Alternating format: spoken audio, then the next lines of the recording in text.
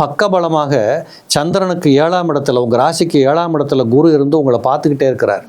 அந்த குரு பகவானுடைய வேலை என்னன்னு கேட்டிங்கன்னா, உங்களுக்கு வேண்டிய பாதுகாப்பை கொடுக்கிறார், உங்களை தூண்டி விடுகிறார், உங்களை சரியான பாதையில் அனுப்பி வைக்கிறார். ஒரு வாத்தியார் ஒரு பிள்ளைக்கு கூடவே ரோட்டில் வந்தால் எப்படி பாதுகாப்பாக கையை பிடிச்சி கூட்டிகிட்டு போவாரோ, இந்த வேலையை 7ஆம் இடத்திலிருந்து குரு பகவான் பார்த்துட்டு இருக்கிறார்.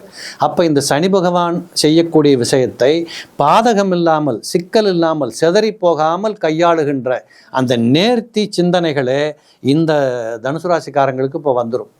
ரொம்ப விரக்தியாக சண்டை போட்டு அம்மா அப்பாவுக்கு இப்போ உடன்பாடு இல்லை, வீட்டுக்குள்ளே ஒற்றுமை இல்லை, என்னமோ பண்ண ஆரம்பித்தா என்னமோ போய் முடிஞ்சு போச்சு, இப்படி தத்தளித்து கொண்டிருந்த குடும்பங்கள் கூட இந்த 138 நாட்களில் ஒரு சரியான பாதையை தேர்ந்தெடுத்து கண்டுபிடிச்சிக்கும்.